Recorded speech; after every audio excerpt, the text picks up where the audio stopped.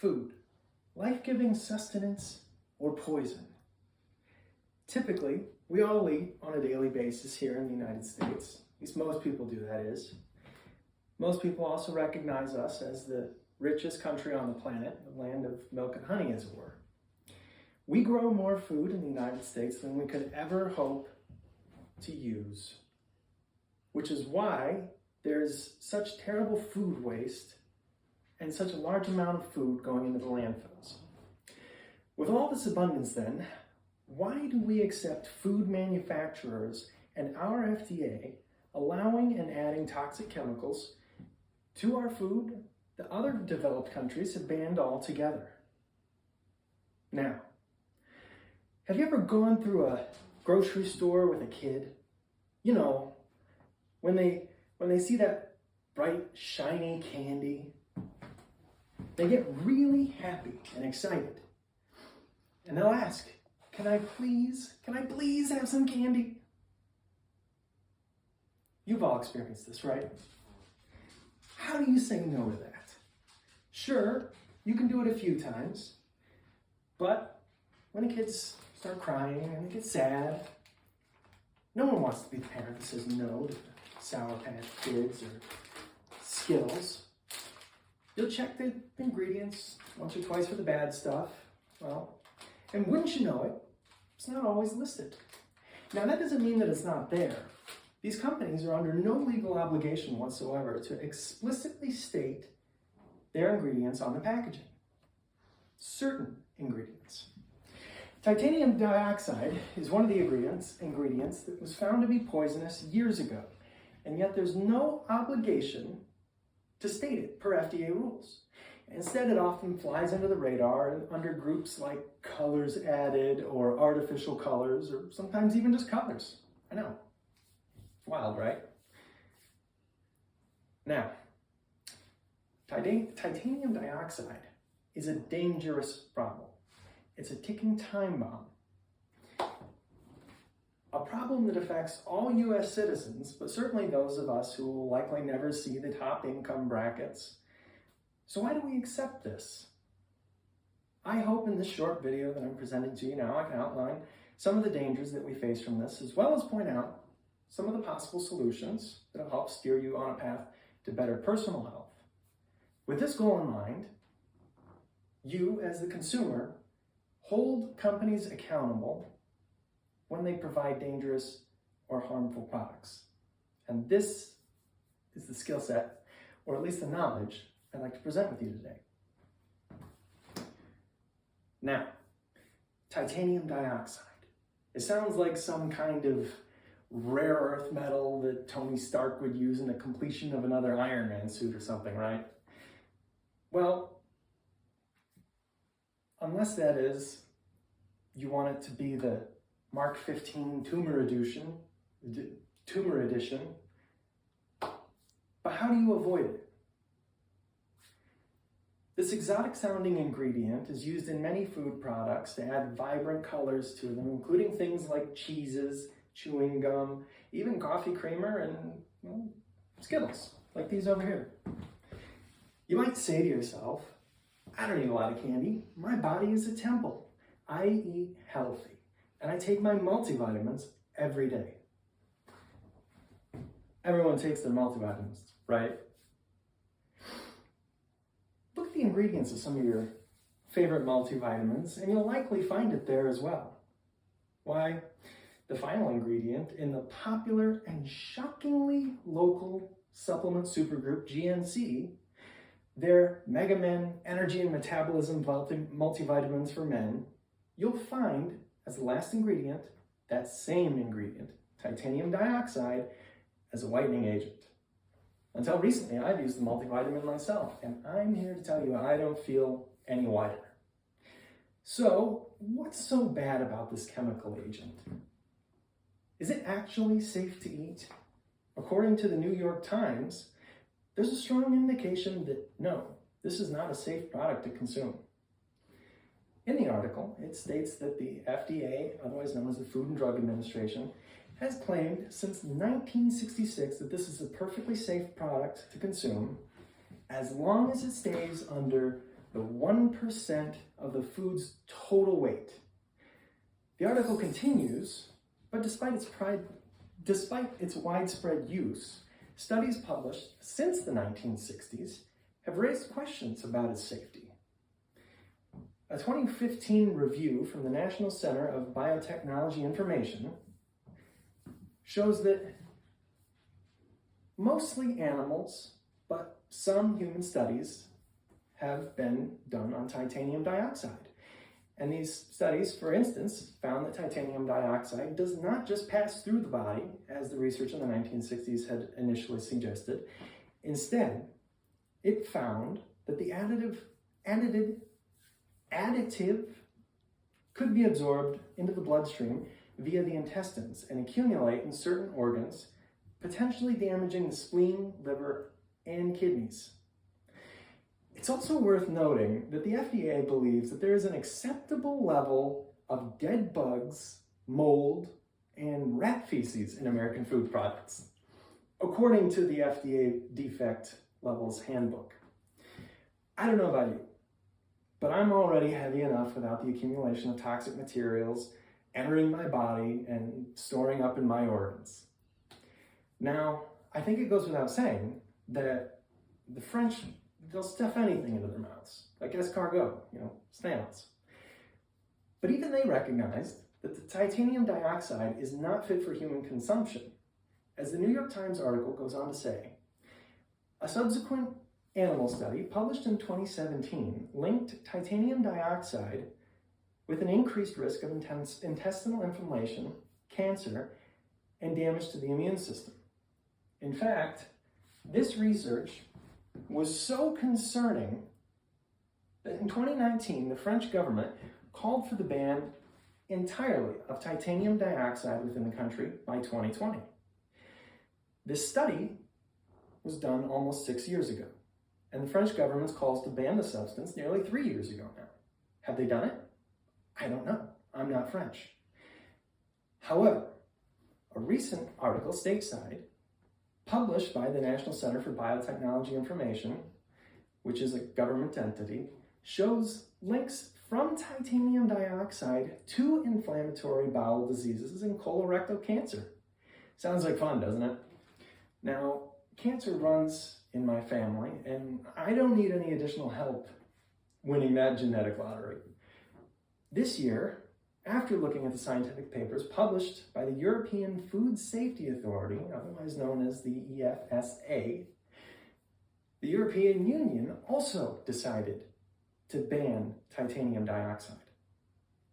The author of the Times article writes, the agency highlighted its concern with the additive that it could damage DNA and lead to cancer. While more research is still needed, the agency concluded that it could not establish a safe level of titanium dioxide in food.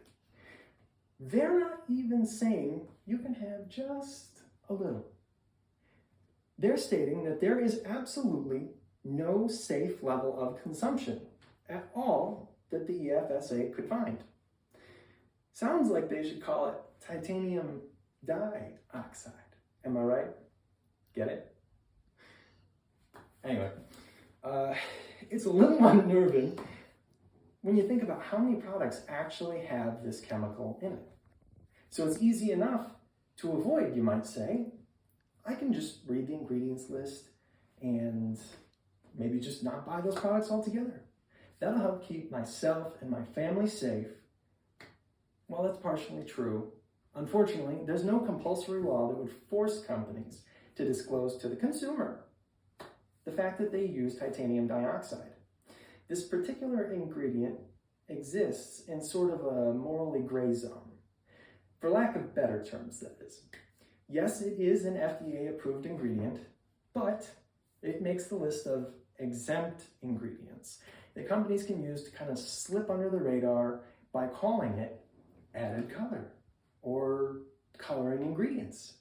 So while you may be able to avoid the explicitly stated labels, you likely are still consuming the titanium dioxide that is under those listing practices. This could be especially dangerous for young children, as they have, smaller body mass. They're also still growing. So the effect of titanium dioxide on their development could be quite a lot higher than the potential damage done to adults.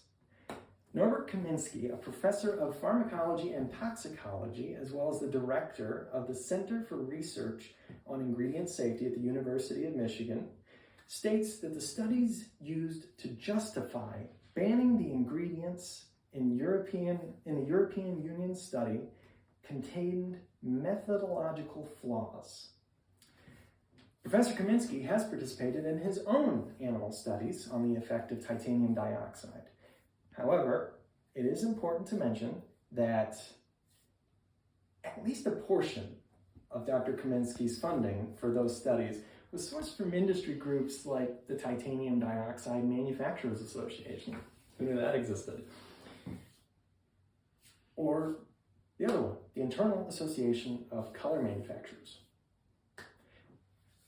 He added that a 1979 study by the National Toxicology Program, which was part of the National Institutes of Health, found no link whatsoever between titanium dioxide and cancer.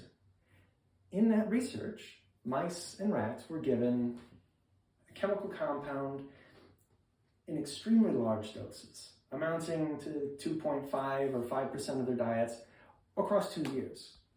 While that sounds like it's a lot and maybe a reason to forego the alarm and concern altogether, the New York Times also interviewed Professor Pierre Herx, a chemistry professor at the School of Molecular Sciences at Arizona State University. He was an author of a 2014 study on titanium dioxide and told the Times that, quote, based on the current research, which is mixed, it's tricky to say whether consumers should limit their consumption on the additive. I don't have a clear yes or no, he said. But the article does continue. Dr. Herkels did say, however, that given the sweet treats and candies that contain some of the highest levels of titanium dioxide, and that most of those are consumed by children, that there actually is reason for concern given their smaller bodies and higher relative doses. If there's any damage to the DNA, classic carcinogenicity, big word, that's cumulative over time. And when you're exposed to that in your younger years, it can hit you in your later years. Now, with this in mind, and in conjunction with the previously mentioned studies, both the 2015 study done by the National Center for Biotechnology Information and the study from the European Food Safety Authority, both of which is listed here on the left, which resulted in them calling for the complete and total ban of this substance, there is likely no safe level of titanium dioxide consumption. This means there is a potentially greater risk to children regarding the chemicals, and as such, the chemicals creating this risk have a moral imperative to remove this product from their ingredient lines and their product lines altogether. However, we have seen instances in the past where companies have knowingly added ingredients. But children, just as well, Johnson & Johnson, have been poisoned by these companies. This isn't even including things like the opiate epidemic that affected so many families in the Rust Belt. Have these companies been punished? Have the wrongdoers learned their lesson? Well, sure they have.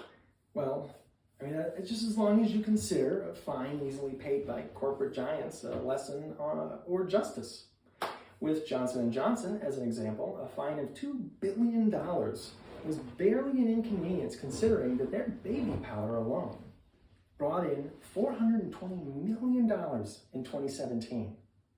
This was on a known and potentially unsafe product that they could have changed all the way back in 1973 from talc to cornstarch, but elected intentionally not to do so as talc was cheaper.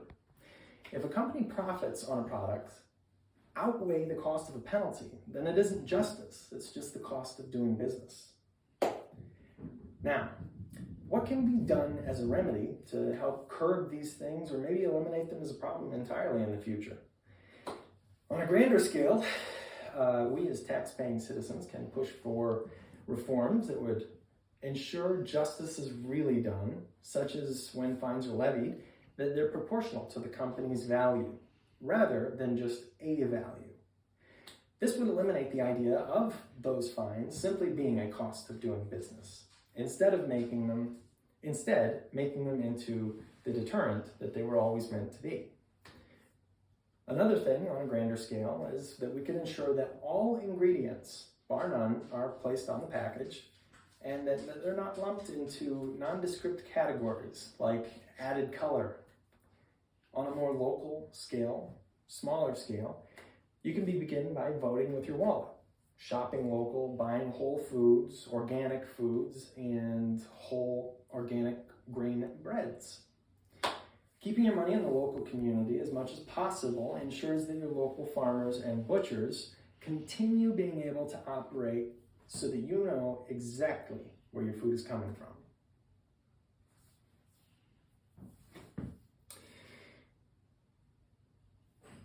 Typically, we all eat poison on a daily basis. Heck, the amount of terrible news and list of things that are bad for you grows every day.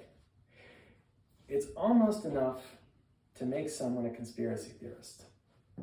However, you can take at least part of your health into your own hands by, as stated, voting with your wallet and eating more whole foods. Try to take time to buy fresh fruits and vegetables, for instance. If you can, find out where they came from.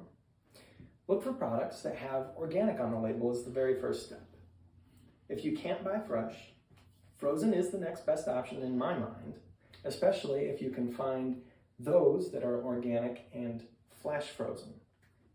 If an item has ingredients that you don't immediately recognize, Google it and make an educated decision. You can also buy from a local farmer's market or a local farm's storefront if they have one. Lastly, the absolute best way to protect yourself and those you love is to just simply grow your own garden in the growing months. In this way, you control what goes into your soil, how your produce is treated, and how long it's on the shelf. You can even can these items yourself and store them away in the pantry long term for a rainy day. Be your own grocer. As much as possible, be your own grocer and learn to make treats at home out of whole fruits and vegetables. You'll be surprised at how much money you'll save and how much fun you'll have doing it.